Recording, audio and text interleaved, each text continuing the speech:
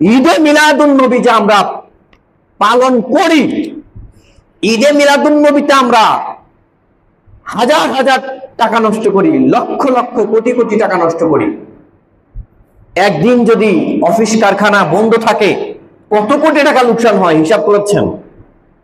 যেটা ইসলাম নয়। আজকে এই ঈদে মিলাদুন নবী উপলক্ষে আমাদের উপর একটা বোঝা চাপিয়ে দেওয়া হয়েছে। যেমন রাষ্ট্র চাপিয়েছে, তার পূর্বে চাপিয়েছে শিয়ারা। ঈদে মিলাদুন নবী এটা কি? এটা হচ্ছে রাসূল সাল্লাল্লাহু আলাইহি ওয়াসাল্লামের জন্মদিন উপলক্ষে অনুষ্ঠান। আচ্ছা বলেন তো, ইসলামের মধ্যে কোনো জন্মদিন আছে? মৃত্যুবার্ষিকী আছে? নেই।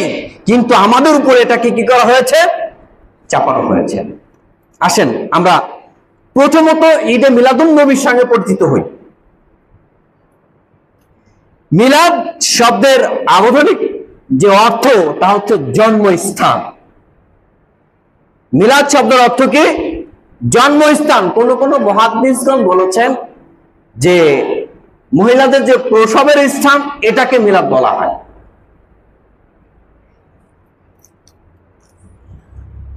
এখন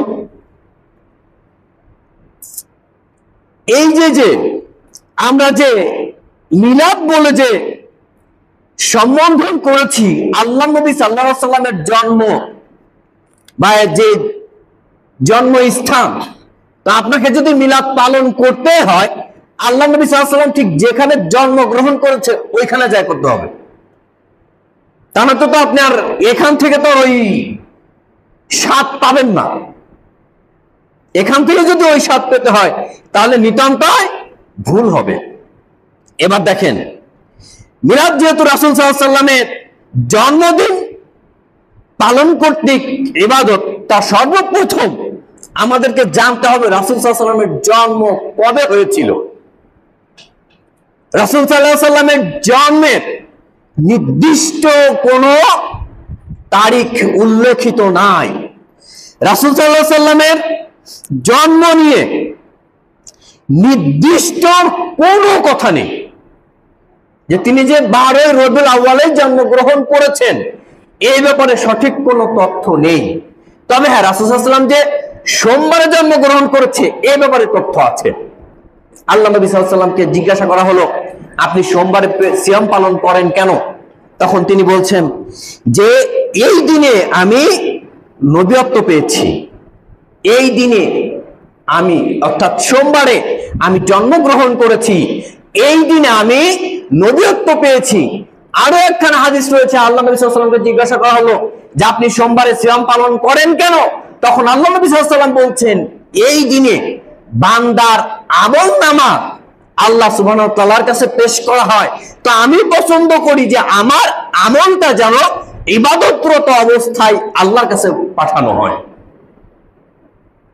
তাহলে দেখেন, আল্লাহ নবী সাল্লাল্লাহু আলাইহি ওয়াসাল্লামের জন্মের মধ্যে প্রায় 12টা মত পাওয়া যায়। আল্লাহ নবী সাল্লাল্লাহু আলাইহি ওয়াসাল্লাম জন্মগ্রহণ করেছেন, তার আরেকটা হচ্ছে কি যে হাতির বছরে তিনি জন্মগ্রহণ করেছেন। হাতির বছর কাকে বলা হয়? যখন আব্রাহার হাতি বাহিনী নিয়ে এসে কাবা ঘরকে ধ্বংস করতে চেয়েছিল, ঠিক তখন 570 খ্রিস্টাব্দে আল্লাহ নবী সাল্লাল্লাহু আলাইহি ওয়াসাল্লাম জন্মগ্রহণ করেছেন হাতির বছরে, যেই বছরে আব্রাহার হাতি নিয়ে কাবা ঘরকে ধ্বংস করতে এসেছিল এই সময়। এরপরে আল্লাহ নবী সাল্লাল্লাহু আলাইহি ওয়াসাল্লাম যে জন্মগ্রহণ করেছেন তাতে 12টা মত পাওয়া যায়। 12টা মত হিসাব করে দেখেন, আপনি যে শুধুমাত্র একদিনেই তার জন্মদিন পালন করবেন এই কথাটা কি আপনাকে আমাকে জানতে হবে না?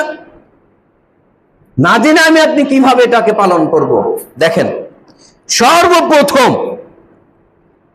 আল্লাহ নবী সাল্লাল্লাহু আলাইহি ওয়াসাল্লামের জন্ম তারিখ অজ্ঞাত, তা জানা যায়নি, কোরআনেও নেই, হাদিসেও নেই। সাহাবী রাদিয়াল্লাহু তাআলা আনহুরা এই সঠিক মত প্রকাশ করেন নাই, তাবেঈরা করেন নাই, ইমামগণ করেন নাই। এরপরে দেখেন কারো কারো মতে তিনি মুহররম মাসে জন্মগ্রহণ করেছেন। সর্বপ্রথম মতটা হচ্ছে অজ্ঞাত, জানা নেই। দ্বিতীয়ত মত হচ্ছে আল্লাহ নবী সাল্লাল্লাহু আলাইহি ওয়াসাল্লাম মুহররম মাসে জন্মগ্রহণ করেছেন। তৃতীয়ত মত হচ্ছে তিনি সফর মাসে জন্মগ্রহণ করেছেন। এরপরে চতুর্থ মত হচ্ছে তিনি রবিউল আউয়াল মাসের 2 তারিখে জন্মগ্রহণ করেছেন। এরপরে অন্যতম মত হচ্ছে রবিউল আউয়াল মাসের 8 তারিখে তিনি জন্মগ্রহণ করেছেন। আরো একটি মত হচ্ছে যে তিনি 10 রবিউল আউয়ালে জন্মগ্রহণ করেছেন। আরো একটি মত হচ্ছে তিনি 12 রবিউল আউয়ালে জন্মগ্রহণ করেছেন। আরো একটি মত হচ্ছে যে তিনি 17 রবিউল আউয়ালে জন্মগ্রহণ করেছেন। আরো অন্যতম একটি মত হচ্ছে তিনি 22 রবিউল আউয়ালে জন্মগ্রহণ করেছেন। কারো কারো মতে তিনি রবিউল সানি মাসে জন্মগ্রহণ করেছেন। কারো কারো মতে যে তিনি রজব মাসে জন্মগ্রহণ করেছেন। তাহলে এবার দেখেন এই যে আমাদের মধ্যে যে মতের পার্থক্য, এবার আপনি সঠিক তুলে ধরবেন কোনটা। নির্দিষ্ট কারণে যদি আপনি একটা দিন ধরেন তাহলে নিতান্তই ভুল হবে, না জেনে আপনার কোনো আমল গ্রহণযোগ্য নেই।